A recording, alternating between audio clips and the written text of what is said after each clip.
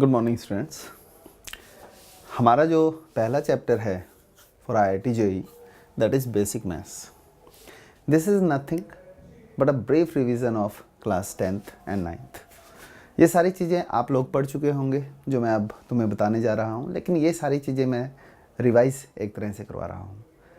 ठीक है, अब इसमें हम क्या क्या पढ़ेंगे, नंबर सिस्टम के बारे में हल्का फुल्का जानेंगे, एक्सपोनेंट्स के बारे में, एलसीएम के बारे में, मेथड ऑफ इंटरवल यानी कि how to solve simple inequalities, ये सारी चीज़ें हम, रेशियो एंड प्रोपोर्शन, ये सारी चीज़ें, इन पर मैं तुमसे कुछ क्वेश्चंस करूँगा। वो क्वेश्चंस आपको सॉल्व करने हैं, ठीक है, ताकि हम आगे का जो आगे हमें पढ़ना है उसके लिए तैयार हो सकें। Basically this is bridge between 10th and 11th, यानी कि 10th एंड IIT JEE। तो स्टार्ट करें। स्टार्ट हम नंबर सिस्टम से ही कर रहे हैं।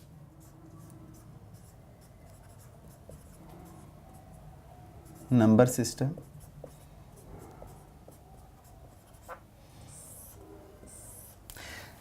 जैसा कि आप लोग जानते हैं कि सबसे पहले जो नंबर सिस्टम आया वो नेचुरल नंबर्स आए।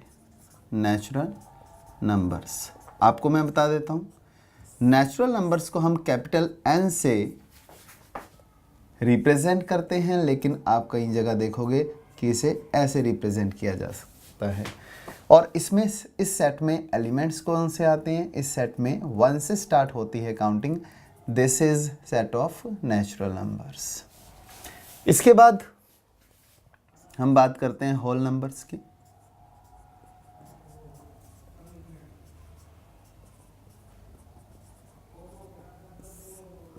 होल नंबर्स W, ये 0 से स्टार्ट होता है, 0 1 2 3 एंड सो ऑन।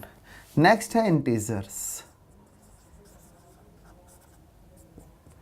इसे I से या Z से रिप्रेजेंट किया जाता है, और इसमें negative natural numbers -3 -2 -1 0 1 2 3। This is set of integers. This is set of integers. अगला जो सेट है वो है रैशनल नंबर्स। वो है रैशनल नंबर्स। रैशनल नंबर्स का सिंबल है Q। Q stands for quotient, और इसे डिफाइन करते हैं कि all the numbers which can be expressed in the form of P upon Q where P Q both are integers, Q is not equal to 0 and HCF of P and Q is 1. This set is called rational numbers. This set is called rational numbers. After that, irrational numbers.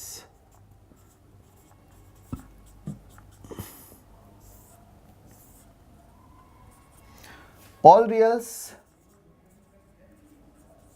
which are not rational,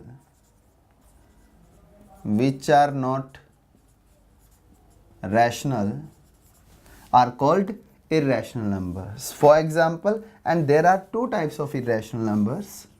There are two types of irrational numbers. One is algebraic and other is transcendental. algebraic irrational number वो होते हैं जो algebraic equation से हमें मिलते हैं। For example, अगर हम x² इक्वल्स टू 2 को सोल्व करें तो x की वैल्यू ±√2। अब कोई भी नंबर ऐसा नहीं है जिसका स्क्वायर 2 हो, ठीक है, कोई भी रैशनल नंबर ऐसा नहीं है जिसका स्क्वायर 2 हो। इस वजह से हम इसे बोलते हैं कि दिस इज इर्रेशनल नंबर। और इसमें जो इक्वेशन यूज की गई है वो algebraic इक्वेशन है। That is why this is called algebraic irrational number. और ये बात ध्यान रखना आप लोग कि जो इर्रेशनल नंबर होते हैं वो non repeating and non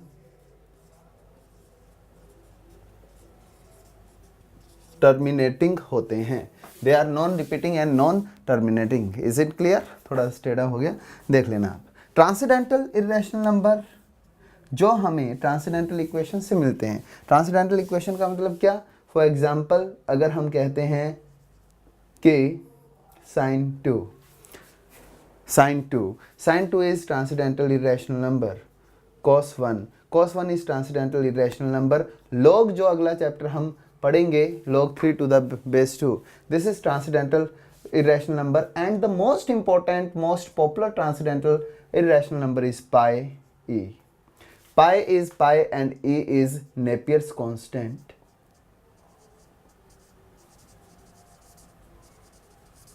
It is Napier's constant.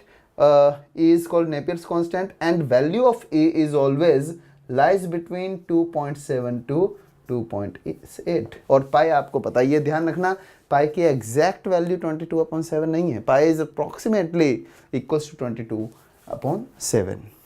Okay, next है real numbers. Set of real numbers is rational union, यानी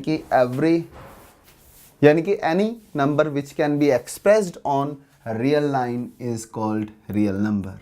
रियल लाइन में ये ओरिजिन, ये माइनस इन्फिनिटी, ये प्लस इन्फिनिटी, यहाँ पर जो भी नंबर रिप्रेजेंट किया जा सके इस लाइन पे, उसे हम रियल नंबर बोलते हैं. रियल नंबर बेसिकली दो नंबर से मिलकर बनता है, एक तो rational and other is irrational, यानी कि real number rational union irrational. Alright, इसके बाद इसी के पैरेलल एक और सेट आता है imaginary numbers.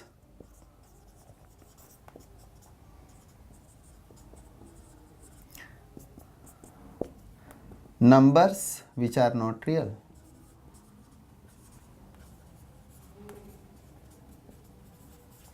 are called imaginary numbers. For example, x square plus 1 equals to 0. आप कुछ भी कर लो, कोई भी रियल नंबर ऐसा नहीं है जिसका स्क्वायर, क्योंकि this equation means x square equals to -1. कोई भी ऐसा नंबर नहीं है जिसका स्क्वायर -1 के बराबर हो. अगर कोई भी नंबर ऐसा नहीं है जिसका स्क्वायर -1 के बराबर हो, तो इसका मतलब x यहाँ पर रियल नहीं होगा. तो x क्या होगा?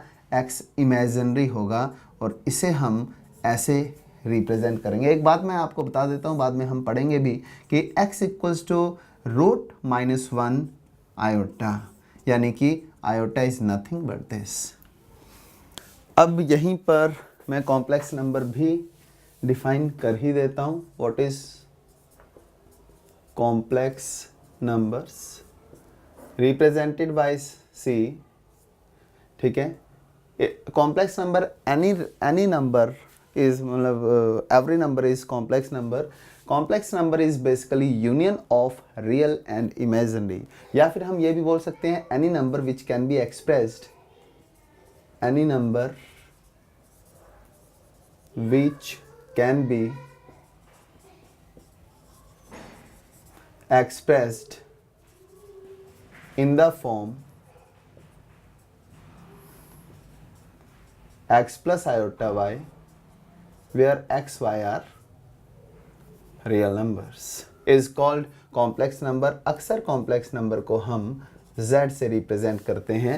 x is real part of z and y is imaginary part of z. And this is complex because of iota.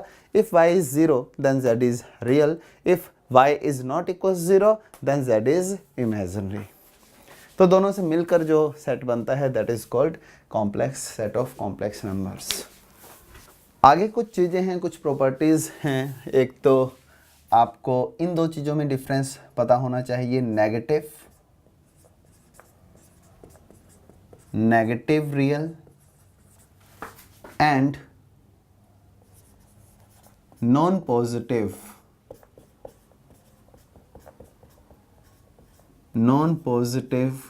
real. Negative real, a number x.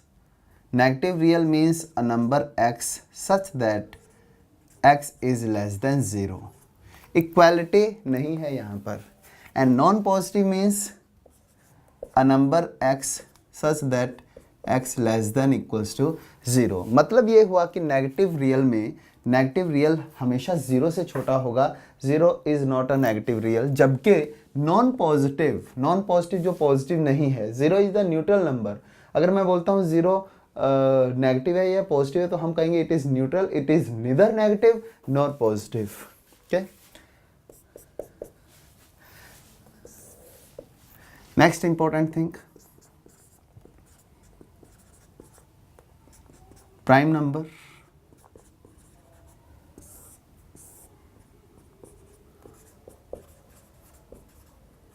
A natural number is called prime if it has exactly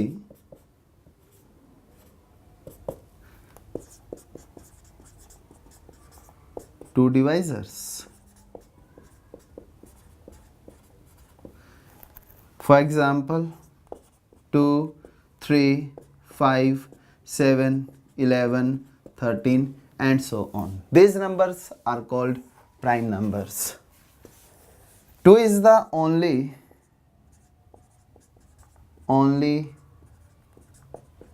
even prime. 2 is the only even prime.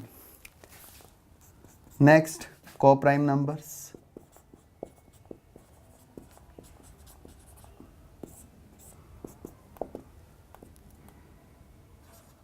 A and B are said to be co-prime or relatively prime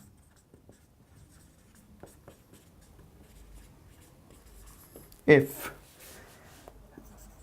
HCF of A comma B is 1, where A and B are they must be integers, or more particular they must be natural numbers.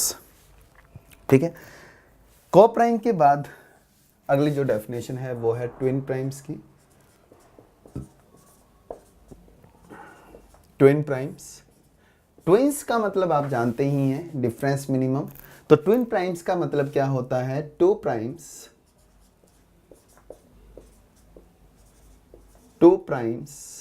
A comma B are said to be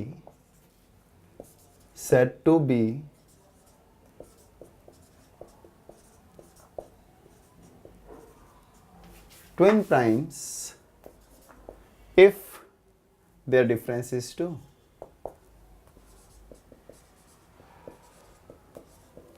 If their difference is 2, these are twin primes. For example, 5, 7, these two numbers are twin prime as well as co-prime. 7, 9, these are not twin prime but co-prime. These are twin primes, these are not twin primes but co-prime, because in twin primes both numbers must be prime. इसके बाद 11, 13 twin prime as well as relatively prime. 13, 15 relatively prime but not twin prime. 1, 4 relatively prime. 8, 9 relatively prime. Relatively prime में number prime है या नहीं फर्क नहीं पड़ता, लेकिन रिलेटिवली प्राइम में, ट्विन प्राइम में दोनों का प्राइम होना जरूरी है और दोनों के बीच का डिफरेंस 2 होना जरूरी है. Is it clear? यस. तो ये जो हम लोगों ने पढ़ा है इस पर बेस्ड एक दो क्वेश्चंस हम कर लेते हैं. सबसे पहले आपको रेशनलाइजेशन मुझे समझाना है, ठीक है. सबसे पहले क्वेश्चन ये है कि रैशनलाइज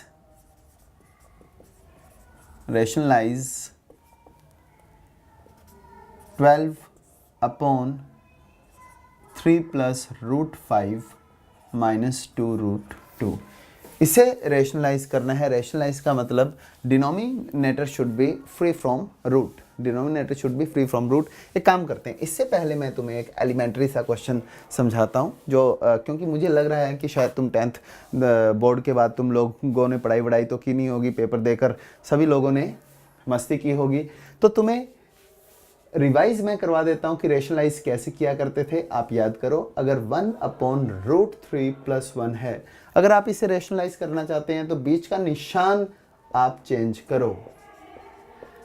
बीच का निशान चेंज किया तो ये क्या आया, root 3 minus 1 upon a plus B, a minus B root 3 square minus 1 square यानी कि √3 माइनस 1 अपॉन 3 माइनस 1। याद आया आपको? तो ये रैशनलाइज हो गया। रैशनलाइजेशन का मतलब होता है कि डिनोमिनेटर आपका क्या होना चाहिए, डिनोमिनेटर आपका खत्म होना चाहिए किसी भी कंडीशन में। तो डिनोमिनेटर से इर्रेशनल पार्ट खत्म होना चाहिए किसी भी कंडीशन में। अगर इर्रेशनल पार्ट तुम खत्म करना चाहते हो तो आपको कुछ ना कुछ ऐसी जुगत लगानी होगी जिससे इर्रेशनल पार्ट खत्म हो। जैसे इस केस में आप कुछ भी कर लो, एक साथ दोनों को खत्म नहीं कर सकते, तो हम एक काम करेंगे, पहले टारगेट इस पर रखेंगे। इस पर टारगेट रखेंगे तो आप इसे एक टर्म लो, इसे दूसरी टर्म लो और बीच का निशान चेंज करके लिख दो। बीच का निशान चेंज करके लिख दो। लो भाई, बीच का निशान चेंज करके लिख दिया। आया क्या ये 12, 3 plus √5 plus 2√2 whole upon a minus B a plus B, 3 plus √5 whole square minus 2√2 whole square. This is equals to 12, 3 plus √5 plus 2√2 whole upon a square minus b square यानी कि 9 plus 5 plus 6√5 minus 8। 9 plus 5 plus 6√5 minus 8। तो finally we will get this.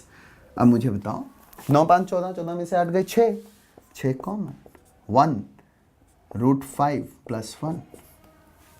अरे समझ रहे हो आप लोग? 9 plus 5 14, 14 minus 8 6, दोनों से 6 कॉमन, √5 प्लस 1। अब बताओ फटाफट सोचो कि यहाँ पर क्या करना चाहिए हमें। √5 प्लस 1 है तो क्या करें हम? रेशनलाइज करना चाहते हैं ना हम लोग, तो हमें क्या करना है यहाँ पर? फटाफट सोचो यार, इतना टाइम नहीं है। बंटी सोचा? बंटी सोचा? सही, बिल्कुल सही। बंटी का जवाब ये है कि सर एक बार फिर रेशनलाइज करो। कैसे? √5 प्लस 1 को multiply and divide by √5 minus 1 से। तो अपने पास वैल्यू क्या आ जाएगी? 2, 3 √5 minus 3 plus 5 minus √5 plus 2√10 minus 2√2 whole upon √5 square minus 1। तो final value which will get 2 √5 1 √5 2 2√5 5 minus 3 2 root constant हो गया √5 √10 2√10 माइनस 2√2। वाव वाव, क्यों? क्योंकि ऊपर से भी 4 कॉमन आ रहा है। It is √5 plus √10 plus 1 whole upon 4, दोनों कैंसिल। सही। तो ये अपने पास आंसर होगा। और रैशनलाइजेशन वही सेम चीज जो हम लोगों ने बचपन में पढ़ी थी, उसी कॉन्सेप्ट पर, उसी धर्रे पर यहां भी रैशनलाइजेशन चल रहा है। बोल सही है। Next question, question number 2। Very good question. Based on the properties of rational and irrational. Question है,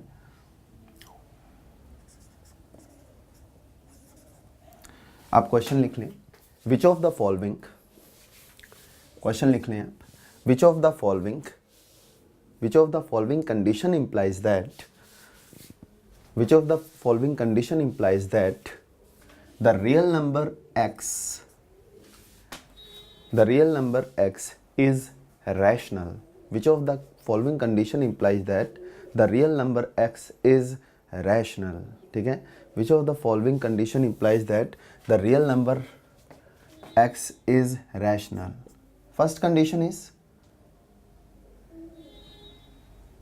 √x is rational. Second condition is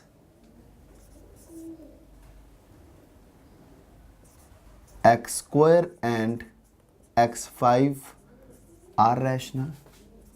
Third condition is x square and x4 are rational.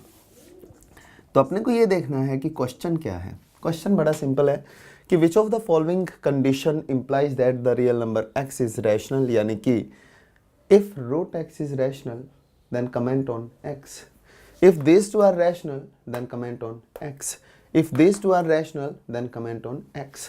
Start हम पहले first part से करते हैं। हमें ये देखना है कि if root x is rational then what about x, if root x is rational then what about x.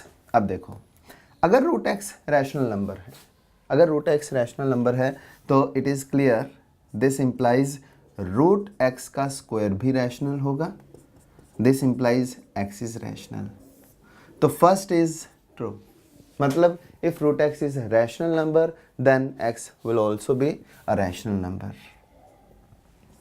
Second, x square is rational, alright, ठीक है, x square is rational and x5 is rational, ठीक है, ये दोनों rational हैं। अगर ये दोनों रैशनल हैं तो आपको ये बात पता है कि rational upon rational is rational, rational minus rational is rational, यानी कि जो भी बेसिक चार अलजेब्रिक ऑपरेशंस हैं, addition, multiplication, division and subtraction, इन सभी में दो रैशनल्स के बीच में इनमें से कोई भी आप ऑपरेशन लगाओ तो result will be rational. X square is rational, x5 is rational. अब मुझे बताओ, अगर ये दोनों रैशनल है तो हम क्या कर सकते हैं, हम ये कह सकते हैं कि इन दोनों का जो कोशेंट होगा that is also rational.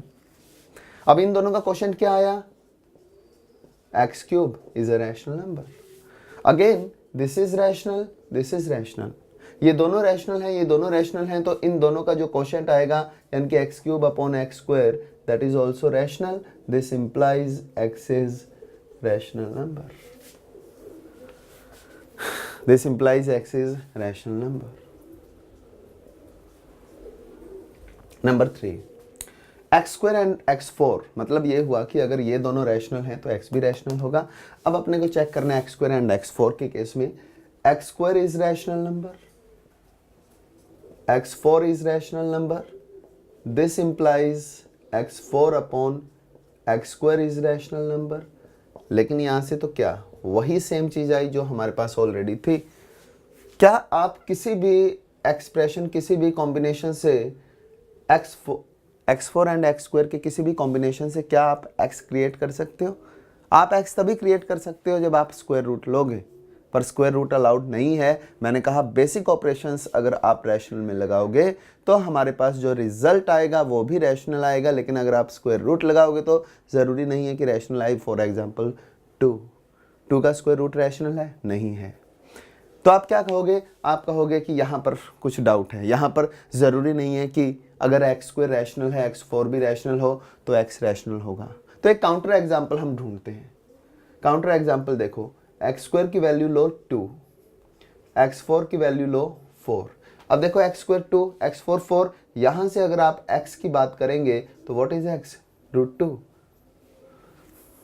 √2 is rational, no it is not rational. इस बात का ये मतलब हुआ कि x² and x4 below are rational does not implies that x is rational. This is very good question. Next concept हमारा है HCF and LCM। HCF यानी कि हाईएस्ट कॉमन फैक्टर, ठीक है, इसे GCD भी बोलते हैं, ग्रेटेस्ट कॉमन डिवाइजर। LCM यानी कि least common multiple, least common multiple. तो ये दो चीज़ें हमारे पास हैं, highest common factor and least common multiple. हमें ये पता है for 2 integers a and b, a into b is equals to LCM equal into HCF। ये चीज़ हम जानते हैं, ठीक है, ये चीज़ हम जानते हैं। HCF कैलकुलेट कैसे करते हैं ये मैं आपको नहीं बताऊंगा क्योंकि ये आप पढ़ चुके हो। LCM कैलकुलेट कैसे करते हैं ये भी मैं नहीं बताऊंगा, लेकिन हाँ एक बात ज़रूर है कि मैं आपको फ्रैक्शंस का LCM कैलकुलेट करना सिखा देता हूँ। तीन फ्रैक्शंस का अगर आप एलसीएम लोगे तो आप न्यूमरेटर्स का एलसीएम लोगे एंड डिनोमिनेटर्स का एचसीएफ लोगे। न्यूमरेटर्स का एलसीएम लोगे, डिनोमिनेटर्स का एचसीएफ लोगे, ये चीज़ आप ध्यान रखोगे। And the most important thing, irrationals में एलसीएम तभी डिफाइंड है जब इर्रेशनल ऑफ सेम काइंड हो। For example, LCM of √2, √3 is not defined। कई बार जैसे बंटी क्या आंसर आना चाहिए था इसका, √6 ना, √6 लगता है ऐसा कि √6 आंसर आना चाहिए था, लेकिन LCM का मतलब least common multiple. Least common multiple का मतलब ये हुआ कि √6 अपॉन √2 इंटीजर होना चाहिए, तभी √6 LCM होगा। अब इस पर्टिकुलर केस में अगर हम बात करें, अगर हम ये कहें रॉन्ग मेथड ये है कि √6 कई लोगों को लगता है या कई स्टूडेंट्स को लगता है कि √6 इसका एलसीएम होगा। तो चेक करते हैं, अगर √6 एलसीएम होता तो √6 अपॉन √2 की वैल्यू एक इंटीजर आनी चाहिए थी, जो नहीं है। √3 इज नॉट एन इंटीजर, तो √6 इसका एलसीएम नहीं हो सकता, because LCM means least common multiple.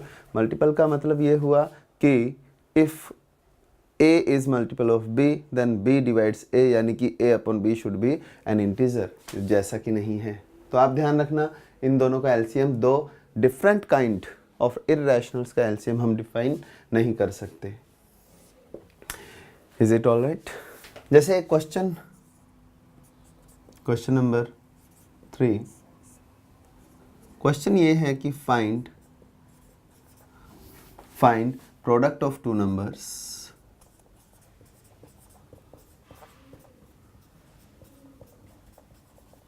find product of two numbers a and b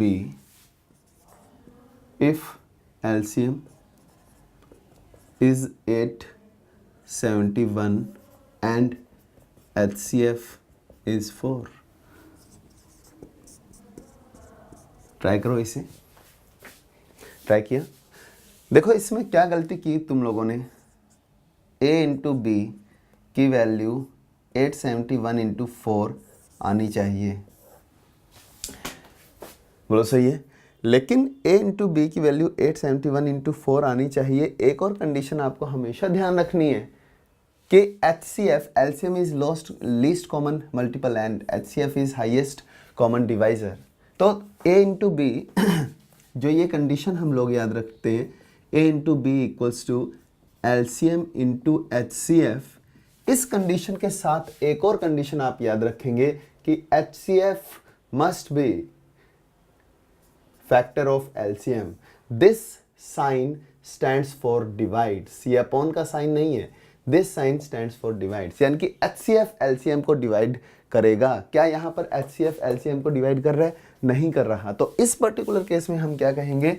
इस पर्टिकुलर केस में हम कहेंगे कि दिस इज नॉट पॉसिबल, ये यहाँ पर लगाना सही नहीं है। क्यों? Because HCF is not dividing LCM, यानी कि 4 is not a factor of 871। this implies this condition is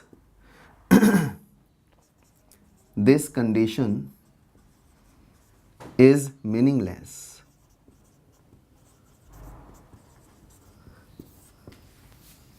तो आप इस बात का खास ध्यान रखेंगे कि अगर ये वाली कंडीशन सही है, a b into b equals to LCM into HCF तो होता ही है, बट ये कंडीशन हमेशा सेटिस्फाई कर होनी चाहिए कि LCM को HCF डिवाइड करेगा, यानी कि HCF must be divisor of LCM। तो यहां ये मिस्टेक कर सकते हैं students. Next important thing is remainder theorem.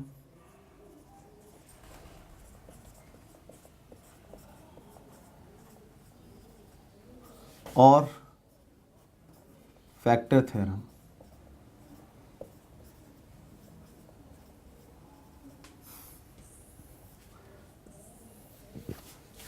remainder theorem or factor. What is remainder theorem? Let fx be a polynomial expression.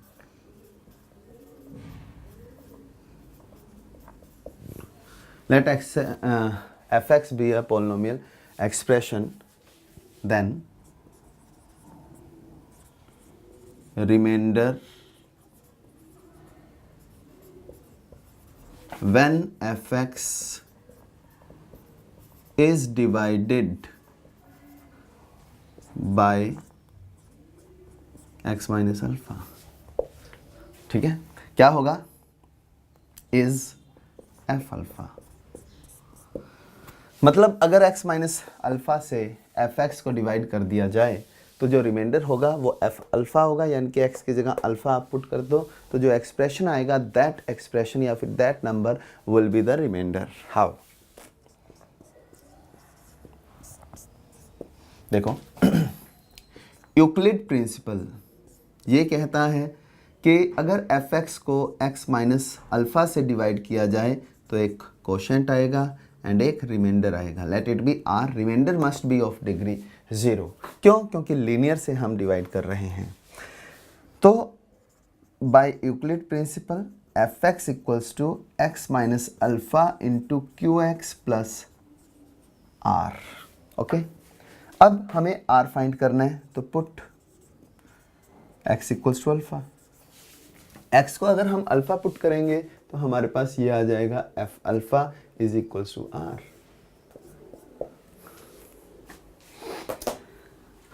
And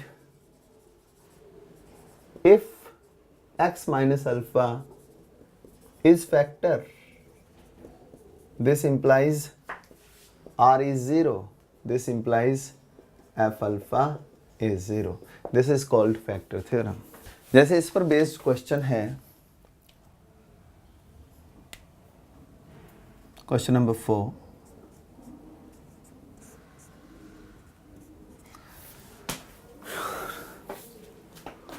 लिखिए आप question. Show that 2x plus 1 show that 2x plus 1 is factor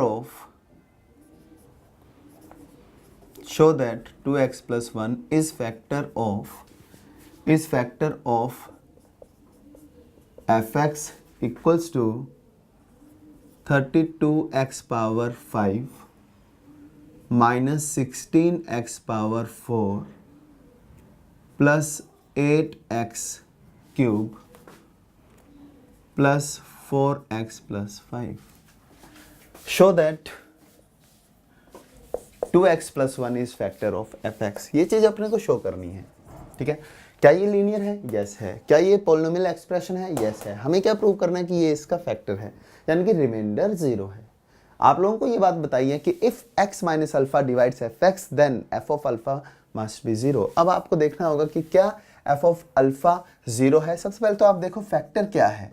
factor ये है. If this is factor ये है. Factor ये है तो आप अगर बात करो कि ये फैक्टर x की किस वैल्यू के लिए 0 हो रहा है तो आप कहोगे x equals to minus half, यानी कि you have to check for f of minus half.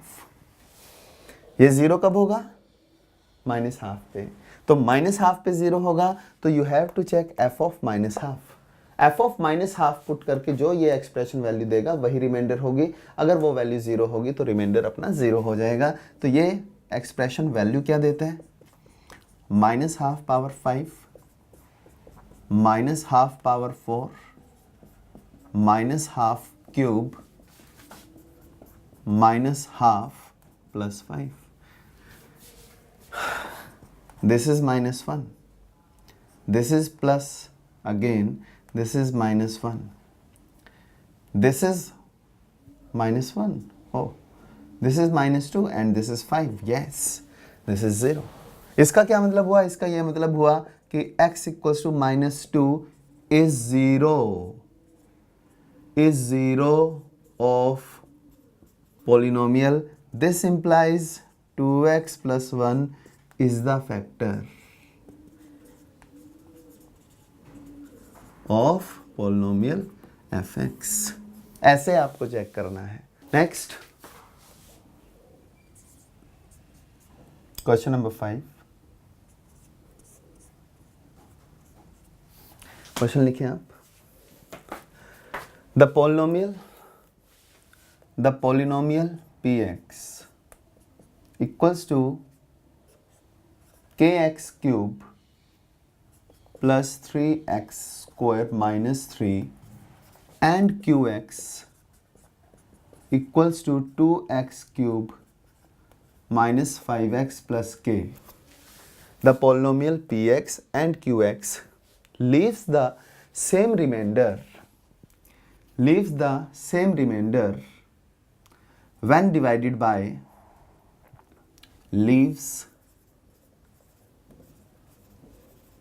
same remainder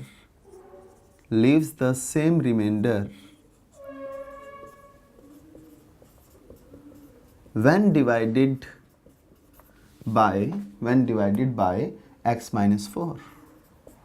Find k.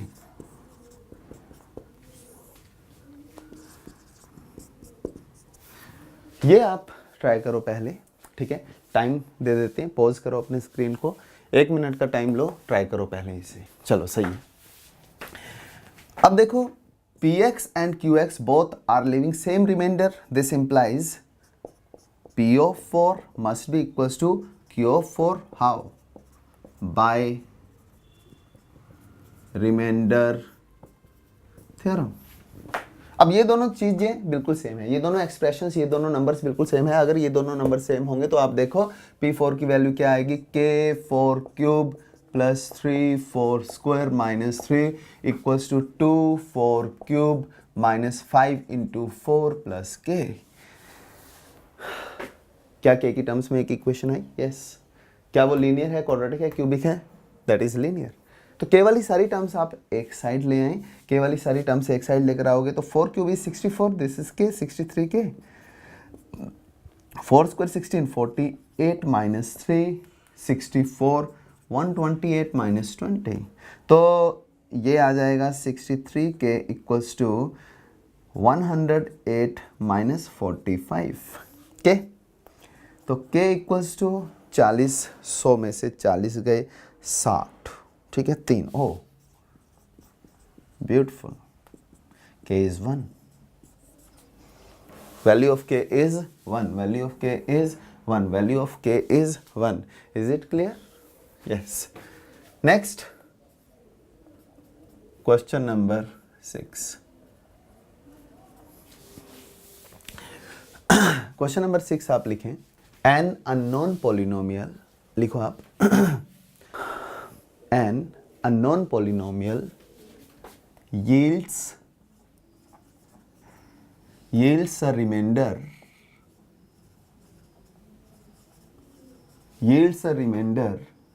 to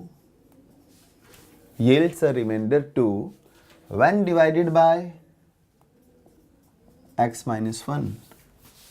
An unknown polynomial yields a remainder to when divided by x minus 1 and leaves a remainder 1 when divided by x minus 2. An unknown polynomial yields a remainder 2 when divided by x minus 1, yields a remainder 1 when divided by x minus 2. Then find the remainder when the polynomial is divided by x minus 1 into x minus 2, x minus 1 into x minus 2। लिख लिया question, polynomial, ठीक है। नहीं लिखा आप rewind करके देख लेना। अब देखो, let the polynomial be fx. First condition, remainder is 2 when divided by x minus 1. By remainder theorem, f of 1 is 2. f of 1 is 2. Again, yields remainder 1 when divided by 2. This is first thing we have. And f of 1 is 2. what will be the remainder when this polynomial is divided by x minus 1 x minus 2? अगर इसे हम x minus 1 x minus 2 से divide करें तो हमारे पास reminder क्या आएगा? हम ये मान लेते हैं कि let the quotient be q x, let the quotient be q x, remainder क्या आने वाला है? A x plus b. Remainder क्या आने वाला है? A x plus b. Remainder क्या आने वाला है? A x plus b. बोलो सही है, ये रिमाइंडर आने वाला है। अब देखो एफ एक्स की value x minus 1 x minus 2 q x plus a x plus b. This is the situation. ये एफ एक्स है, इसे डिवाइड किया गया divisor into quotient plus remainder. बोलो सही है, divisor into quotient plus remainder, ये हमारे पास सिचुएशन है।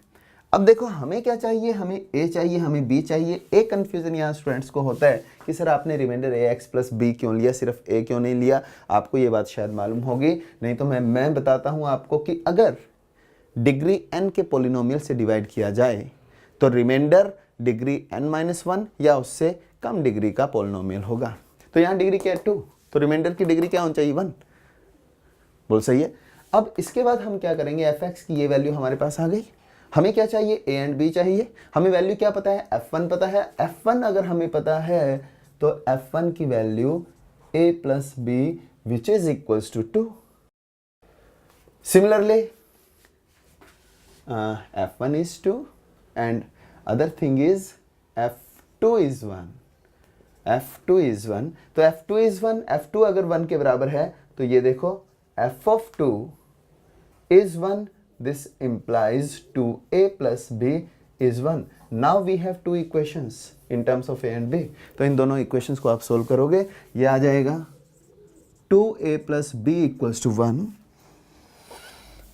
इन दोनों को आप सोल्व करें। जगह थोड़ी सी मुझे लगता है नीचे की ओर आपको शायद विजिबल नहीं होगा, आप इसे अच्छे से देखें। ये लिखा हुआ है 2a plus b equals to 1, a plus b equals to 2, दोनों को आप करें subtract.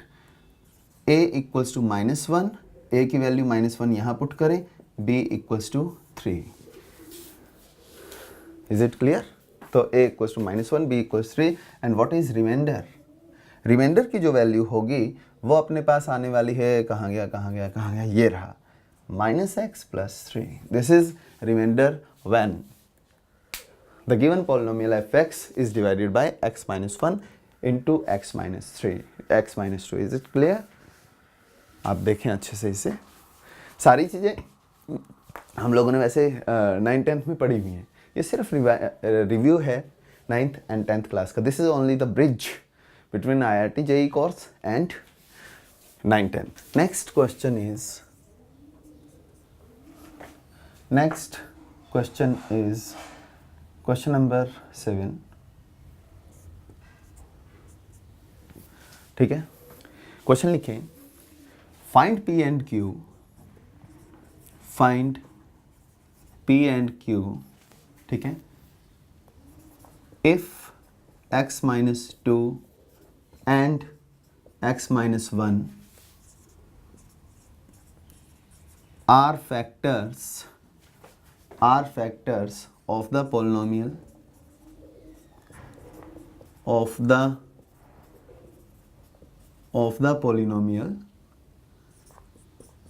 f(x) equals to x cube plus 10x square plus px plus q. हाँ भाई, find P and Q if this and this are factors of polynomial this.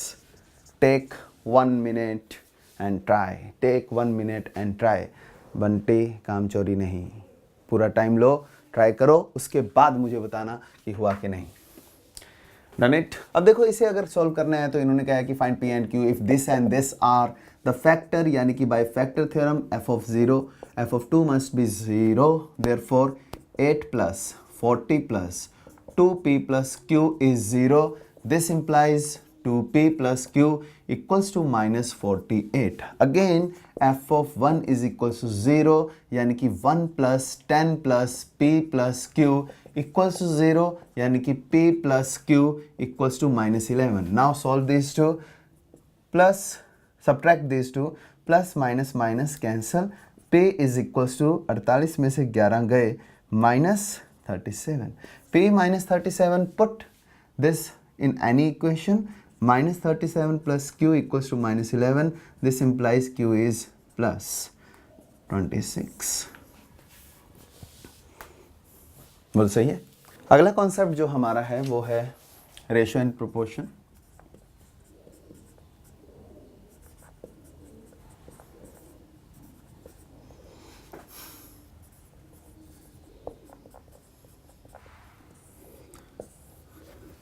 Ratio as you know, a ratio भी कैसे करते हैं, and proportional का मतलब कि if ratio of a and b equals to ratio of c and d, then a b c d are said to be proportional. इसमें कई चीज़ें हैं जो आपको पता होनी चाहिए। सबसे पहले alternendo means if A upon B equals to C upon D, this implies A upon C equals to B upon D. Second is componendo. Componendo is addition, यानी कि if this equals to this, A upon B equals to C upon D implies A plus B upon B equals to C plus D upon D. Third thing is dividendo. Dividendo means subtraction. A minus B, A upon B equals to C upon D implies A minus B upon B equals to C minus D upon D. Fourth thing is componendo and dividendo, यानी कि divide this to, इन दोनों को divide करेंगे तो हम ये कह सकते हैं a upon B equals to C upon d implies a plus B upon a minus b equals to c plus d upon C minus d. इसके बाद duplicate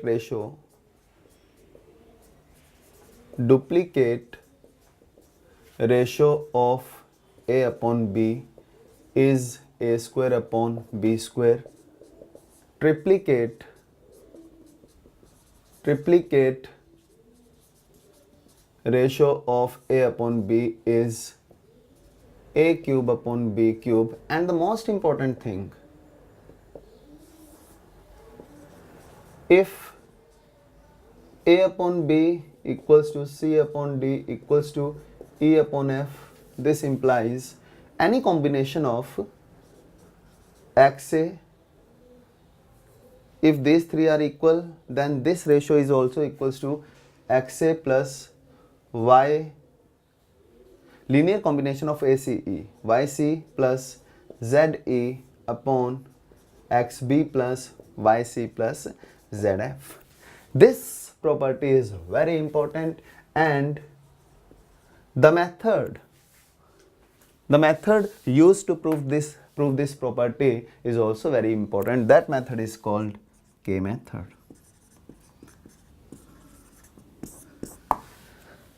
That method is called K method. सुनो, अब कभी भी ऐसे ratios आ जाएं, दो ratios आए या दो से ज़्यादा रेशोज आ जाएं, समझ जाओ K मेथड लगना ही है। कैसे लगता है K method? A upon b, C upon d, तीनों इक्वल हैं। हमें प्रूव क्या करना है कि if this then this ratio, यानी कि this ratio is also equals to this ratio. ये चीज हमें प्रूव करनी है। तो जो रेशो दी हुई है उसे के से इक्वेट कर दो। यहां से हमें पता चला कि ए इज बी के, सी इज डी के एंड ई इज एफ के। सही है। ए पता है, बी पता है, सी ए पता है, सी पता है, ई पता है। हमें इसकी रेशो फाइंड करनी है, जबकि हमें ये दिया हुआ है कि ratio of this three is equals to k. अब देखो, XA, YC, ZE upon XB, YC, z f. ठीक है, इसकी वैल्यू हमें चाहिए, इसकी वैल्यू अगर हमें चाहिए तो फटाफट ए की वैल्यू लिखें आप। ए इज बी के, सी इज डी के एंड ई इज एफ के। सही है, ये सब कुछ आपको दिखाई दे रहा है। It is x b plus y c plus z f. Now what is common from numerator? Numerator से k कॉमन आया और ये एक्स बी प्लस, न्यूमरेटर से k कॉमन आया और ये x b plus y d plus z f, और denominator भी सेम रहेगा, ये कैंसिल होगा, यानी कि अल्टीमेटली जो वैल्यू आने वाली है वो आ रही है k। Point number 9,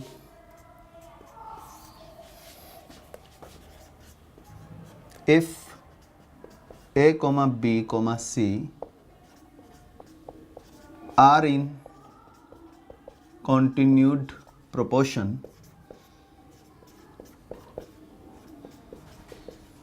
this implies a upon b equals to b upon c, या फिर a into c equals to b square। तो ये सारी सिचुएशंस हैं आपके पास रेशियो एंड प्रोपोर्शन में। के method is the most important method, बाकी डुप्लीकेट, रिप्लीकेट, कॉम्पोनेंडो, डिविडेंडो, ये सारी चीज़ें आप लोगों को क्लियर होनी चाहिए। ऑलराइट, तो स्टार्ट करते हैं क्वेश्चन से। एक दो इसके क्वेश्चंस इस पर बेस्ड एक दो क्वेश्चंस हम कर लेते हैं, उसके बाद हम आगे बढ़ेंगे। हमारा चैप्टर का जो है वो है क्वेश्चन नंबर 8। क्वेश्चन ये है, सिंपल सा क्वेश्चन, कि if a, b, c are in continued proportion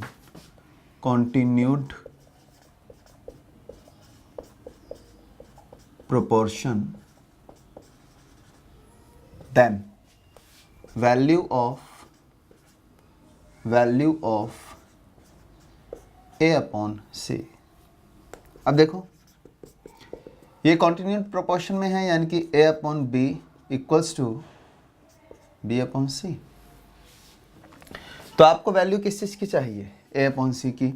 चल ठीक है, ये हमारे पास आ गया, इसे मैं k के इक्वल कर सकता हूँ, यानी कि यहाँ से हमारे पास b की वैल्यू, a की वैल्यू b के आई एंड b की वैल्यू c के आई।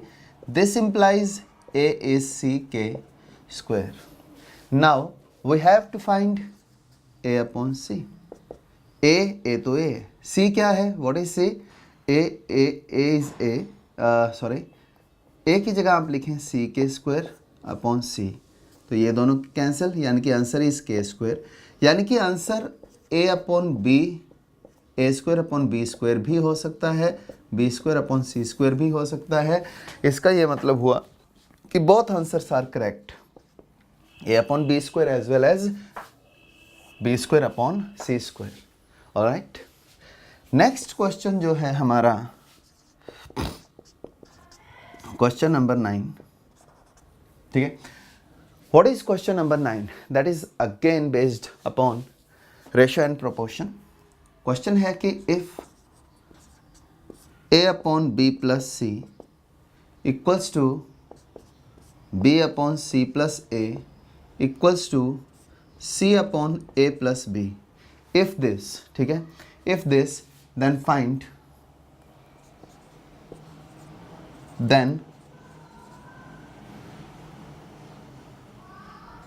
value of each expression। मतलब ये हुआ कि इसकी वैल्यू क्या है, इसकी वैल्यू क्या है, इसकी वैल्यू क्या है, तीनों की वैल्यू सेम है, तो किसी भी एक की वैल्यू अपने को कैलकुलेट करनी है। अब देखो रेशियो एंड प्रोपोर्शन की प्रॉपर्टीज आपको ध्यान होनी चाहिए। प्रॉपर्टीज क्या है कि अगर a upon B equals to b upon c equals to c, a upon b, c upon d, e upon f है, तो any linear combination of numerators is equals to linear combination of denominators. यहाँ पर आप देखो ये ए b सी है, denominator में b plus C plus A plus B है। हम ये कह सकते हैं कि दिस न्यूमेरिकल, हम ये कह सकते हैं कि by properties of ratio and proportion this expression is equals to sum of numerators upon sum of denominators. आप ध्यान से देखें, denominator b plus C plus A plus B, यानी कि this plus this plus this, b हमारे पास 2 बार आ रहा है, c हमारे पास 2 बार है और a भी हमारे पास 2 बार है। तो जो फाइनल वैल्यू हमारे पास आई that is 1/2। Is it clear? तो numerical value of this ratio is half. Next question number 10। If x plus y upon 2 equals to z plus y upon 3 equals to z plus x upon 4, find value of x, y, z. x plus y upon 2 equals to z plus y upon 3 equals to z plus x upon 4। हमें ratio जो calculate करनी है वो ratio हमें calculate करनी है x y Z की। अब इसे हम कैसे करेंगे?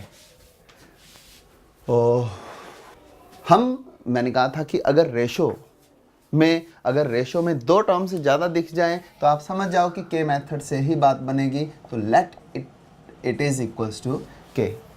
इसे हम लोगों ने के इक्वल कर लिया। अगर के इक्वल कर लिया तो देखो एक्स प्लस वाई की वैल्यू 2k के बराबर आई, z प्लस वाई की वैल्यू किसके इक्वल आ रही है? 3k and z plus x की वैल्यू 4k। तीनों को आप ऐड करो, इसे एंड इसे, तीनों को आप ऐड करो। तीनों को ऐड करेंगे बाय एडिशन। तीनों को ऐड करने पर लेफ्ट हैंड साइड आपके पास आएगा twice of x plus y, z plus y, z plus x, यानी कि twice of x plus y plus z equals to 3 2 5 5 4 9 9k। यानी कि x plus y plus z की वैल्यू हमारे पास आ गई। x plus y plus z की वैल्यू हमारे पास किसके बराबर आ रही है? 9k upon 2। Now this is equation number 1। x plus y is 2k from 1, x plus y is 2k. This implies z is 9k minus 4k upon 2. Z is 5k upon 2. Next, z plus y is 3k. Z plus y is 3k. Twice of z plus y is 3k। यहाँ पर आप put कर सकते हैं या ये कहीं भी पुट करो, यहाँ भी पुट कर सकते हैं। z plus y is 3k twice of x plus 3k is 9k, यानी कि x की वैल्यू हमारे पास आ जाएगी 3k upon 2। Again z plus x is 4k, z plus x की वैल्यू यहाँ पुट करो 2, z plus x is 4k, यानी कि y plus 4k equals to 9k, यानी कि y is k by 2 and the final value will be x ratio y ratio z। Final value जो है, final value किसके बराबर आ जाएगी हमारी? x ratio y ratio z। It is equals to 3 ratio k ratio 5। ऐसा क्यों? 3k by 2 ratio k by 2 ratio, ओहो ये क्या आ गया? 3k, ठीक है, it is 1 and it is 5। तो हमारे पास जो रेशो आएगा वो आएगा 3 ratio 1 ratio 5। This is ratio of x y z. आप देखें इक्वल्स टू के, यहाँ से ये इक्वेशन आई, आप x प्लस वाई की वैल्यू पुट करो, y प्लस जेड की वैल्यू पुट करो, z प्लस एक्स की वैल्यू पुट। ये रेशो एंड प्रोपोर्शन का जो नेक्स्ट क्वेश्चन है, क्वेश्चन नंबर 10 हम कर चुके हैं। It is question number 11। If a ratio b equals to c ratio d, then value of a ratio b, then value of a square plus b square upon c square plus d square। अब देखो इस वाले question में भी हमें क्या करना होगा, a upon b equal to C upon d है। दो मतलब एक इक्वालिटी अगर आ जाए ना तो के मेथड तो ऐसा मेथड है जो हमेशा काम करेगा ही। तो a upon b equal to C upon d किया हम लोगों ने, यहाँ से हमारे पास a की जो वैल्यू है वो b के आ गई और c की जो वैल्यू है वो d के आ गई। इसके बाद आपको वैल्यू किसकी फाइंड करनी है, वैल्यू फाइंड करनी है a square plus b square upon c square plus d square. अगर इसकी वैल्यू फाइंड करनी है तो देखो आपके पास a की वैल्यू है, c की वैल्यू है, दोनों वैल्यूज आप पुट करेंगे। ओहो, सही रहेगा। चलो चेक करते हैं। दोनों वैल्यूज अगर आप पुट करोगे तो ये आ जाएगा बी स्क्वायर कॉमन के square plus 1 upon D square common के स्क्वायर प्लस 1। ये दोनों टर्म्स कैंसिल, तो फाइनल आंसर हमारे पास B square upon D square आया। यानी कि दिस इज द आंसर। कुछ गड़बड़ तो नहीं हो गई है। B square upon D square, हमें चाहिए थी value A upon B C upon D के, ए इज बी के, ऑलराइट, ए इज बी के, सही है। B square upon D square. अब देखो इसमें कई बार क्वेश्चन ऐसा पूछा जाता है कि if then value of this, चार ऑप्शंस दे दी जाएंगी आपको। आपको कहेंगे value of this is half, या फिर value of this is a plus B upon C plus D, या फिर a minus B upon C minus D, या फिर A B upon C D. लेकिन यार अपना तो answer B square upon D square आ रहा है, अपना तो answer B square upon D square आ रहा है। इसका ये मतलब हुआ b square upon D square से तो कहीं भी मैच नहीं कर रहा। इस बात का ये मतलब हुआ कि आपको सारी ऑप्शन चेक करनी होंगी। ए ऑप्शन किसी हालत में नहीं है, बी ऑप्शन हम चेक करते हैं। अगर हमें बी ऑप्शन चेक करना है तो ए को हम लिखेंगे बी के प्लस बी के अपॉन, ओह सॉरी, बी के प्लस बी अपॉन डी के plus d. This is equals to b upon d. लेकिन हमारे पास तो b square upon D square है। चल सही है। सी ऑप्शन भी नहीं होगा, दिख रहा है वो। डी ऑप्शन मैं चेक करके आप लोगों को दिखा देता हूं। A B, A is c के, ए इज बी के into b, c is d के इंटू डी, यानी कि final value is b square upon D square. क्या ये उसी के बराबर है जो अपने पास आया था? Yes, these two are equal. अगर ये दोनों इक्वल हैं तो इसका ये मतलब हुआ कि answer of this question is D. Next जो कॉन्सेप्ट है वो है एक्सपोनेंट्स। इसमें स्टूडेंट्स काफ़ी मिस्टेक्स करते हैं। एक्सपोनेंट्स में सबसे पहले ये कुछ एक बातें जहाँ पर मिस्टेक करते हैं, जो मैंने अपने एक्सपीरियंस से, जर्नल ऑब्जर्वेशन से जो मैंने देखा है, स्टूडेंट्स इसमें बड़ा कंफ्यूज होते हैं। जैसे मान लो x power m into n है। आपको बता दें x power m into n को हम x power n into m भी लिख सकते हैं, इसे हम x पावर m n भी लिख सकते हैं। जैसे कई बार आप देखोगे कि x स्क्वायर का क्यूब, उसे हम x क्यूब का स्क्वायर भी लिख सकते हैं, उसे हम x पावर 6 भी लिख सकते हैं। या मैं आपको एक और बात बताता हूं जहां पर मोस्टली मिस्टेक होती है। 4 पावर x मैंने लिखा, 4 पावर x को मैं 2 पावर 2x लिख सकता हूं, इसे मैं 2 पावर x का स्क्वायर लिख सकता हूं, but this is not equals to 2 power x square. आपको ये बात ध्यान रखनी है। 2 पावर 2x या फिर 2 पावर x का square whole square 2 power x square के बराबर ये चीज़ नहीं है। ये मिस्टेक सबसे ज़्यादा होती है। जैसे मैं आपसे पूछता हूँ 9 पावर x को हम क्या लिखेंगे, आप कहोगे it is 3 square power x, यानी कि 3 पावर 2x, यानी कि 3x का square. This things are equal. ये सारी चीज़ें, ये सारी मिस्टेक्स हमें नहीं करनी है। मैं लिखता हूँ 1/9 पावर x, इसे हम लिख सकते हैं 1/3 स्क्वायर पावर x, इसे हम 3 पावर -2x भी लिख सकते हैं, इसे हम 3 पावर -x का स्क्वायर भी लिख सकते हैं। ये सारी एक्सपोनेंट्स में मिस्टेक्स तुम बाद में करोगे। मैं चाहता हूँ अभी तुम सीख जाओ, अभी कर लो जो मिस्टेक करनी है, बाद में तुम्हारी कोई मिस्टेक नहीं होनी चाहिए। 1/16 यानी कि 2 पावर -4, यानी कि 2 पावर -4x, यानी कि 2 पावर -x की पावर 4। ये सब चीज़ें सेम हैं, इसलिए ये अपने माइंड में आपको रखना है। बोलो सही है?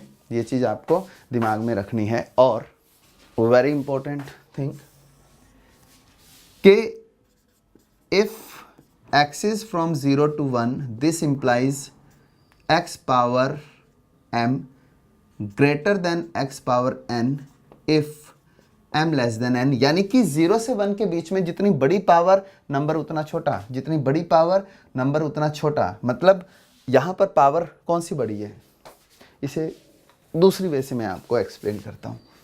दूसरी वे कैसे? If m less than n, this implies x power m greater than x power n, यानी कि if number is from 0 to 1, if number is from 0 to 1, then बड़ी पावर नंबर को और छोटा बना देगा। कैसे? जैसे हाफ की बात करें हम, half power 1 is 1/2, but half power 2 is 1/4 and half power 2 is 1/4। इस बात का ये मतलब हुआ कि half power 2 is less than half power 1। मतलब 0 से 1 के बीच में जितनी बड़ी पावर होगी नंबर उतना छोटा हो जाएगा। सिमिलरली अगर x 1 से बड़ा है, इसका मतलब बड़ी power m less than n implies x power m less than x power n। 0 से 1 के बीच में अगर नंबर है तो बड़ी पावर यानी कि नंबर छोटा, 1 से बड़ा नंबर है तो यानी कि बड़ी पावर नंबर बड़ा। फॉर एग्जाम्पल अगर मैं आपसे पूछता हूं कि which one is greater,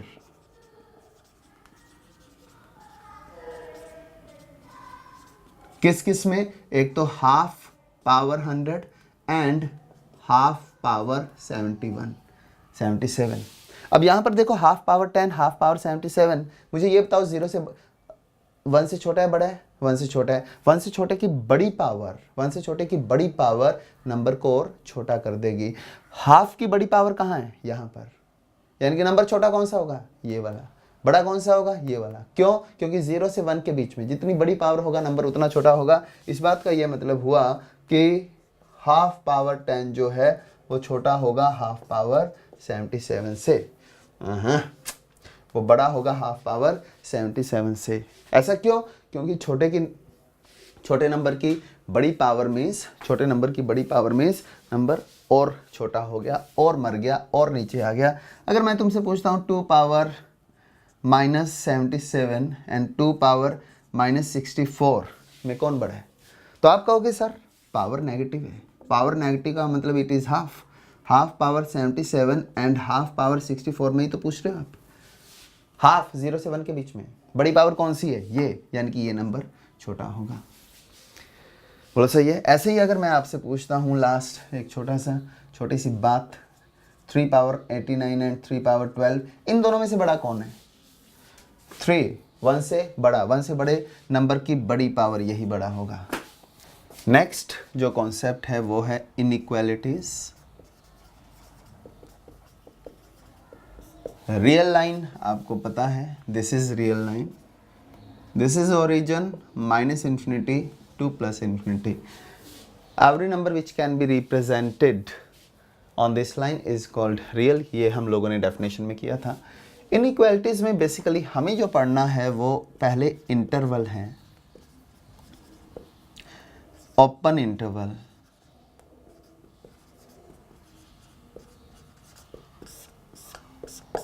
what is open interval?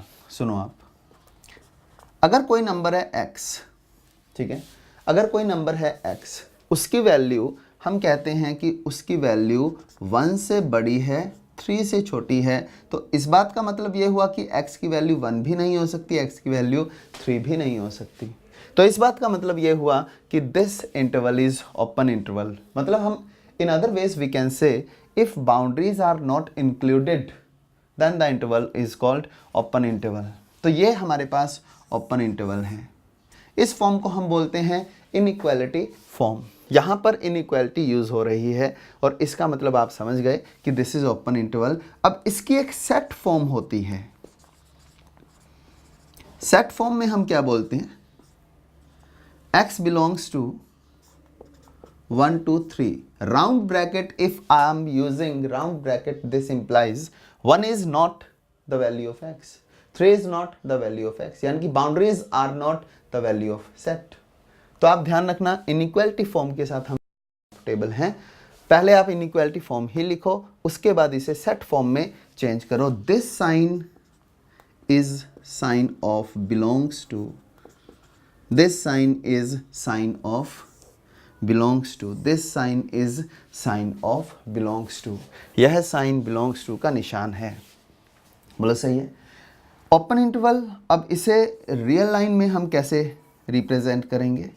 This is real line, 0 1 2 3, आप 3 पर एक निशान लगाएं, 1 पर। अगर ओपन है, अगर 1 पे ओपन है तो 1 पे एक होलो सर्कल, 3 पे ओपन है तो 3 पे एक होलो सर्कल, और इसे डार्क कर दें। तो this is inequality form, this is set form, and this is representation on real line, and this is definition for open interval. Next definition is closed interval.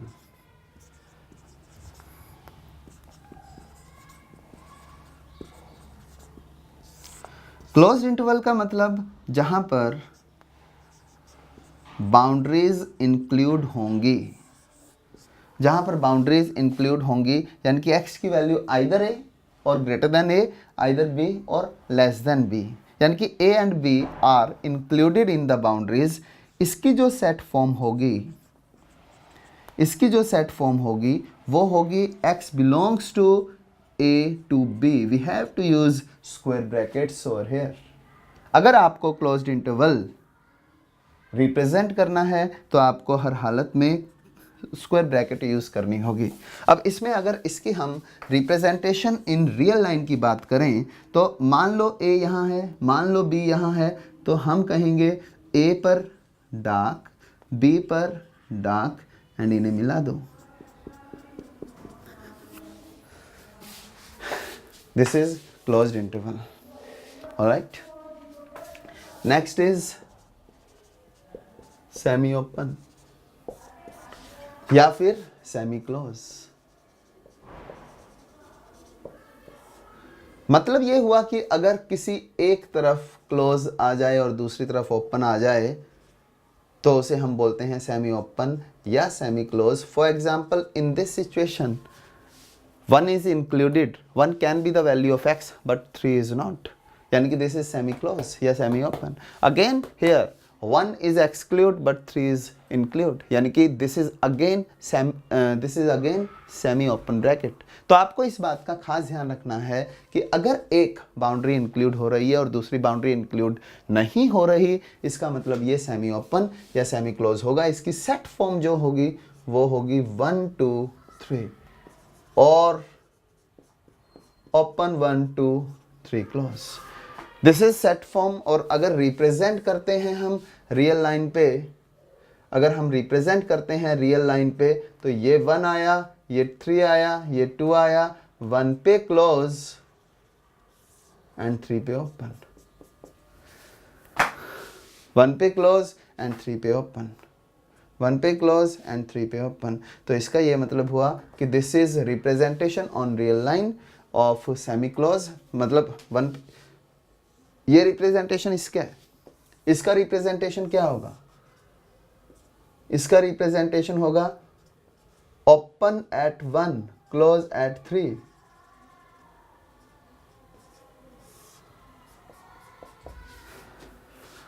तो this is representation of inequalities on real line या फिर set form. Set form की अगर बात करें तो ये काफ़ी इंपॉर्टेंट है। साथ में एक चीज़ और ध्यान रखना, अभी आप लोगों को कभी अगर आपके पास सिचुएशन आई x ग्रेटर देन 2, तो इसका मतलब होता है कि x की वैल्यू 2 से बड़ी, हमेशा बड़ी, यानी कि 2 से इन्फिनिटी तक, और इसकी रिप्रेजेंटेशन ऑन रियल लाइन होगी ये।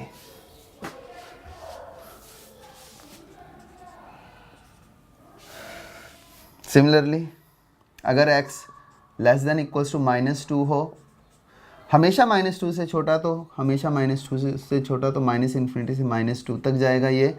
और इसके रियल लाइन रिप्रेजेंटेशन जो होगी वो होगी -इन्फिनिटी टू -2 क्लोज। तो ये सारी चीज़ें आपको रिप्रेजेंट करनी आनी चाहिए, क्योंकि आगे जैसे ही इनइक्वालिटीज या इनइक्वालिटीज़ आएंगी वैसे ही आपको इन सभी चीज़ों की ज़रूरत पड़ेगी। Is it clear? एक बार अच्छे से देखें इसे, फिर हम आगे बढ़ते हैं। अब देखो कुछ एक क्वेश्चंस, हाउ टू सॉल्व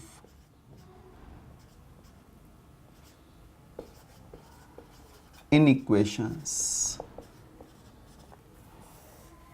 इस पर कुछ क्वेश्चंस आप लोगों को बता रहा हूं। इसके लिए जो हम मेथड यूज़ करते हैं उसे हम बोलते हैं मेथड ऑफ इंटरवल्स। कई लोग इसे वेवी कर्व के मेथड से भी जानते हैं। तो कुछ भी हो, बात एक ही है।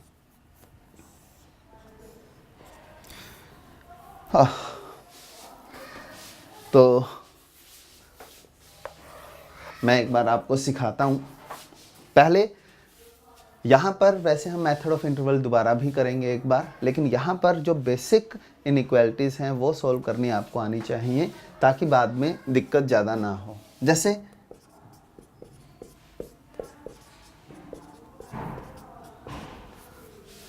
तुम लोग क्लास 10th में से आए हो जस्ट, तो तुम लोगों को ये लगेगा कि यार x, क्योंकि आप लोगों ने क्या किया हुआ है, आप लोगों ने ये किया हुआ है, दिस इम्प्लाइज x is 2 और x is 3।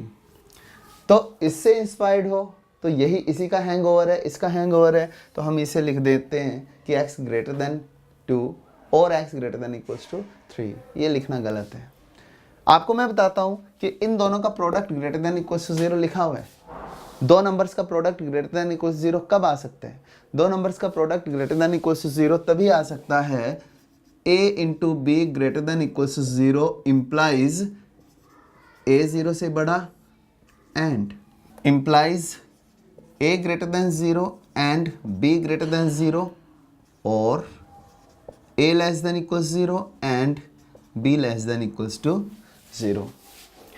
मतलब ये हुआ कि अगर प्रोडक्ट पॉजिटिव है तो दोनों का पॉजिटिव होना ज़रूरी है या दोनों का नेगेटिव होना ज़रूरी है। ऐसे ही अगर दो प्रोडक्ट नेगेटिव है तो दोनों का डिफरेंट साइन का होना ज़रूरी है, या तो ए पॉजिटिव बी नेगेटिव, ए नेगेटिव बी पॉजिटिव। अब इस बात का आप ध्यान रखोगे कि अगर इन दोनों फैक्टर्स का प्रोडक्ट ग्रेटर देन इक्वल्स 0 है तो इसका मतलब आप ये केसेस ये लोगे कि either this and this greater than equals 0 और this and this greater than equals 0। लेकिन ऐसे अगर तीन फैक्टर्स आ गए तो बहुत बड़ा हो जाएगा क्वेश्चन। तो उसके लिए चीज़ें शॉर्ट करने के लिए, तेज करने के लिए हम सीखेंगे मेथड ऑफ इंटरवल्स। ये कैसे होगा, सुनो ध्यान से। रियल लाइन पे वो नंबर्स रिप्रेजेंट करो जहां पर फैक्टर्स 0 हो रहे हैं। रियल लाइन पे वो नंबर्स रिप्रेजेंट करो जहां फैक्टर्स 0 हो रहे हैं। अब आपको बाउंड्रीज पुट नहीं करनी है, बाउंड्रीज पुट नहीं करनी है। कितने सेक्शंस में डिवाइड हो गई पूरी रियल लाइन? 1 2 3, 3 सेक्शंस में डिवाइड हो गई। 3 सेक्शंस में अगर डिवाइड हो गई रियल लाइन, तो आप सबसे पहले ये बताओ कि ये जो सेक्शन है, इस सेक्शन में ये एक्सप्रेशन कौन सा निशान हमें देगा, पॉजिटिव के नेगेटिव? आप ध्यान रखना 3 से इन्फिनिटी तक वाले सेक्शन में, मतलब ये हुआ कि 3 से इन्फिनिटी के बीच का कोई भी नंबर अगर मैं यहाँ पुट करता हूँ तो हमारे पास निशान क्या आएगा, पॉजिटिव या नेगेटिव? तो आप देखो 3 से बड़ा कोई भी नंबर, 3 से बड़े नंबर के लिए अगर x की वैल्यू 3 से बड़ी है तो ये तो पॉजिटिव आ ही जाएगा, and this is also positive. ठीक है, तो ये आ जाएगा positive positive positive negative positive. 2 से 3 के बीच का नंबर अगर है तो यहाँ पर पॉजिटिव होगा लेकिन यहाँ नेगेटिव होगा, एंड 2 से छोटा नंबर है तो दोनों नेगेटिव यानी कि पॉजिटिव। हमारा इंटरेस्ट किस में है? हमारा expression greater than equals to 0 होना चाहिए, यानी कि हमारा इंटरेस्ट पॉजिटिव में है। अगर पॉजिटिव में इंटरेस्ट है तो अभी तो आप ओपन ही मार्क करो, शेड कर लो। 3 पर ओपन मार्क किए, लेकिन वो क्लोज भी हो सकते हैं। वो कैसे पता चलेगा? आप 3 को यहाँ पुट करके देखें। अगर मैं 3 को यहाँ पुट करता हूँ तो क्या इस इनइक्वेशन को 3 सेटिस्फाई करता है? 3 यहाँ पुट करने पर लेफ्ट हैंड साइड हमारा 0 आता है, and 0 greater than equals to 0। Yes, this is true. इस निशान का मतलब होता है आइदर ग्रेटर देन और इक्वल्स टू, यानी कि दोनों में से कोई एक कंडीशन सेटिस्फाई होनी चाहिए, या तो ग्रेटर देन वाली या इक्वालिटी वाली। तो 0 से कंडीशन सेटिस्फाई हो रही है, यानी कि 3 पुट करने पर इनइक्वालिटी सेटिस्फाई हो रही है 2 पर भी। तो this is easy way to solve inequalities. एक क्वेश्चन से फील नहीं आता, 2-3 क्वेश्चंस हम और करके देखते हैं। जैसे second question, x + 2 x + 4 x - 6 < 0। यह अपने पास है। सबसे पहले आप रियल लाइन पे वो नंबर्स मार्क करेंगे जिनकी वजह से ये सारे फैक्टर्स 0 हों। ये 0 हो रहा है -4 पे, ये 0 हो रहा है -2 पे, ये 0 हो रहा है 6 पे। अब आप बताओ 6 से बड़े नंबर के लिए ये फैक्टर क्या होगा? पॉजिटिव, ये पॉजिटिव, ये पॉजिटिव, तीनों पॉजिटिव, यानी कि ओवरऑल पॉजिटिव। इसके बाद -2 से 6 के बीच में कोई भी नंबर पुट करने पर आपके पास क्या आ रहा है? पॉजिटिव या नेगेटिव? -2 से 6, -2 से बड़ा, -2 से बड़ा। आप ऐसा भी कर सकते हो कि -2 से 6 के बीच में एक नंबर पकड़ो, पुट करके चेक कर लो, लेकिन बाउंड्रीज कभी नहीं पुट करनी है। नहीं तो आप दिमाग में बिठा लो x की वैल्यू -2 से बड़ा यानी कि पॉजिटिव, -2 से बड़ा यानी कि पॉजिटिव, लेकिन ये क्या है? Negative. Positive positive negative, it is negative. तो ये है, ठीक है। माइनस, अगर हम -4 से बड़ा नंबर और -2 से छोटा नंबर पुट करें, -2 से छोटा, -2 से छोटा और -4 से बड़ा, यानी कि -3 पुट करके हम देख सकते हैं। -3 के लिए ये नेगेटिव, ये पॉजिटिव, ये नेगेटिव, यानी कि ये पॉजिटिव एंड ये नेगेटिव। हमें हमारा इंटरेस्ट किस में है? नेगेटिव में। नेगेटिव में इंटरेस्ट है, तो जो सेक्शन नेगेटिव का आया है वो तो आंसर होगा ही। अब हमें चेक करना है इक्वालिटी। एक बात बिल्कुल क्लियर है, क्योंकि यहाँ पर इक्वल्स टू साइन नहीं है, इसलिए इक्वालिटी कहीं भी नहीं आएगी, कोई भी चीज़ क्लोज में नहीं आएगी। नहीं तो आप चेक कर सकते हो, 6 अगर आप पुट करोगे तो ये 0 हो गया। 0 < 0, 0 < 0, true false, it is false. यानी कि 6 के लिए 0 वैल्यू आ रही है, जो सेटिस्फाई नहीं आ रहा है, जिसकी वजह से ये इनइक्वालिटी फॉल्स आ रही है। इसका मतलब हुआ कि 6 को हम इंक्लूड नहीं करेंगे। ठीक है। Next question, x - 6 x - 7 upon x + 4 is greater than 0। ये अपने पास है। अब फिर दोबारा वही फैक्टर्स, ये फैक्टर्स किस किस नंबर पे 0 आ रहे हैं? -4 पे, 6 पे एंड 7 पे। अब मुझे बताओ, 7 से बड़ा कोई भी नंबर आप पुट करोगे, 7 से बड़ा कोई भी नंबर पुट करोगे तो पहला फैक्टर पॉजिटिव, दूसरा पॉजिटिव, तीसरा पॉजिटिव, ये पॉजिटिव आ जाएगा। 6 से 7 के बीच में पुट करोगे तो उस केस में, 6 से 7 के बीच में पुट करोगे उस केस में ये पॉजिटिव, ये negative, positive negative positive, positive negative positive. आप चेक करोगे, ये मत सोचना कि यार हमेशा तीनों क्वेश्चंस में ऑल्टरनेटिव तो चला है, plus minus plus, plus minus plus minus, और यहाँ भी प्लस माइनस प्लस माइनस। ये मत सोचना कि हमेशा ऑल्टरनेटिव तो चलता है, नहीं, ऐसा नहीं है। यहाँ पर ऑल्टरनेट चल रहा है, लेकिन हमेशा ऐसा नहीं होगा। यहाँ ऑल्टरनेट इसलिए चल रहा है क्योंकि सारे जितने भी फैक्टर्स हैं, वो सारे फैक्टर्स जो हैं अपने, वो लीनियर हैं, इसलिए ऑल्टरनेट चल रहा है, अदरवाइज ये ऑल्टरनेट नहीं चलता। क्या मेरी बात सही है? समझ रहे हो मेरी बात? अब देखो, अगर इसे हम सेट फॉर्म में रिप्रेजेंट करें, जैसे इसे अगर हम सेट फॉर्म में रिप्रेजेंट करें, यहाँ पर आओ, तो सेट फॉर्म इसकी होगी x belongs to -∞ to -2 close union 3 to ∞। और इनइक्वालिटी फॉर्म अगर हम देखें तो हम कहेंगे x < 2 और x < 3। सिमिलरली इसकी अगर हम बात करें तो इसकी सेट फॉर्म होगी x belongs to -∞ to -4 union -2 to 6, बस, दिस इज सेट फॉर्म। और इनइक्वालिटी वाली फॉर्म क्या होगी इसके? x < -4 और -2 से लेकर x की वैल्यू 6 के बीच में। अब इसकी सेट फॉर्म क्या होगी आप बताओ? x belongs to -4 to 6 union 7 to infinity, और ये तो इसकी सेट फॉर्म है। अब इसकी इनइक्वालिटी वाली फॉर्म अगर हम देखते हैं तो -4 से लेकर x की वैल्यू 6 यूनियन 7 से लेकर x की वैल्यू इन्फिनिटी के बीच में होगी। This is inequality form. अब जैसा कि मैंने कहा कि हमेशा ज़रूरी नहीं है कि ये ऑल्टरनेट ही चले। अगले क्वेश्चन में इस चीज़ का प्रूफ है। Question number 4, x minus 2 square x minus 4 upon x plus 2।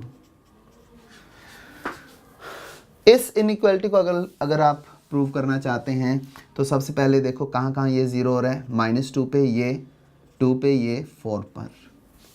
अब आप 4 से बड़ा नंबर पुट करेंगे प्लस आएगा। 2 से 4 के बीच में आप पुट करो, यानी कि 2 से बड़ा एंड 4 से छोटा नंबर पुट करो, तो ये पॉजिटिव, ये नेगेटिव, ये positive, positive negative, positive negative.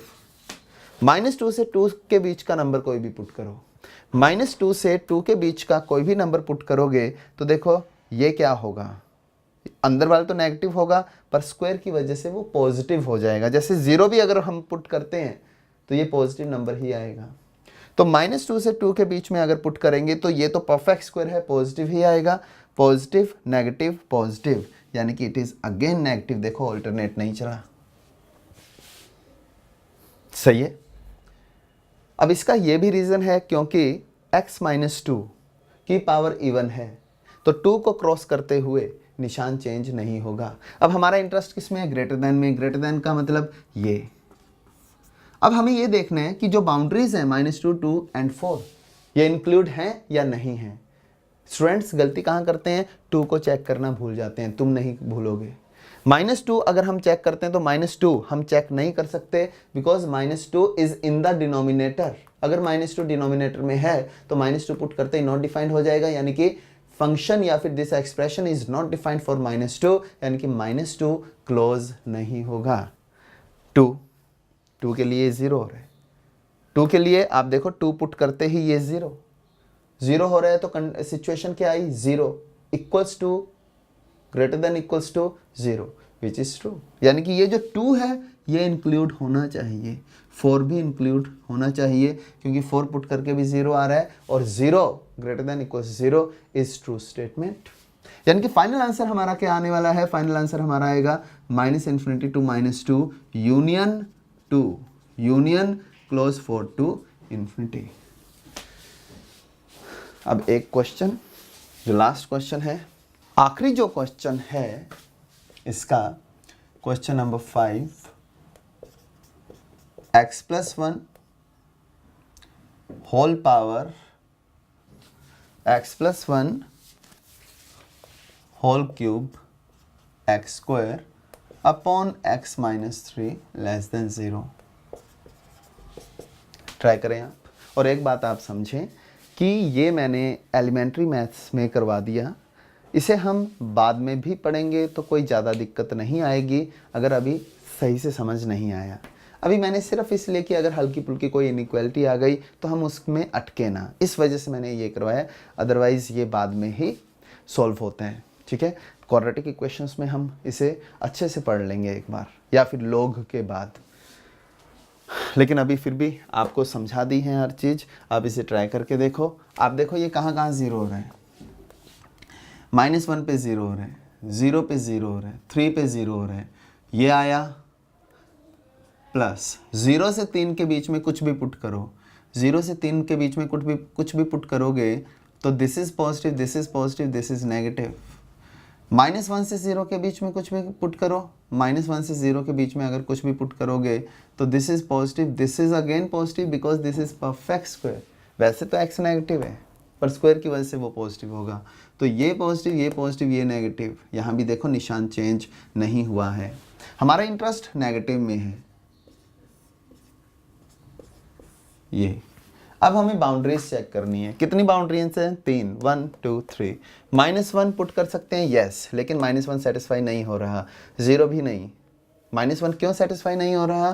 क्योंकि -1 अगर यहाँ पुट करेंगे तो हमारे पास सिचुएशन 0 लेस देन 0 आएगी। This situation is not true. यानी कि हम ये मान सकते हैं कि इनइक्वालिटी अगर लेस देन हो तो सीधा ही इक्वालिटी लगेगी ही नहीं। इसकी सेट फॉर्म ये होगी x belongs to -1 to 0 union 0 to 3। इसे हम ऐसे भी रिप्रेजेंट कर सकते हैं -1 to 3 एक्सेप्ट 0। इसे हम ऐसे भी रिप्रेजेंट कर सकते हैं कि -1 से लेकर 0 यूनियन 0 से लेकर x की वैल्यू 3। ये 4-5 क्वेश्चंस आप बहुत बढ़िया से करके देखें, ठीक है। छोटी मोटी इनइक्वालिटी तो सॉल्व हो ही जाएगी, बाकी हम बाद में इन इक्वेशंस करेंगे। और बेसिक मैथ्स में मुझे नहीं लगता कि इसके अलावा और कोई ऐसी चीज़ है जो यूज़ होगी, जो होगी भी वो 11th में भी पूरी करवाई जाएगी। Is it clear? तो ये अच्छे से आप देखो, ये 5 क्वेश्चंस दोबारा करो, खुद क्वेश्चंस बनाओ। x+1 into x+2 into x+3 into x+4 greater than 0 solve करो। 4-5 क्वेश्चंस खुद ऐसे बनाकर सोल्व करके अच्छे से प्रैक्टिस करके फिर अगला चैप्टर तुम देखना। Alright, okay, thank you.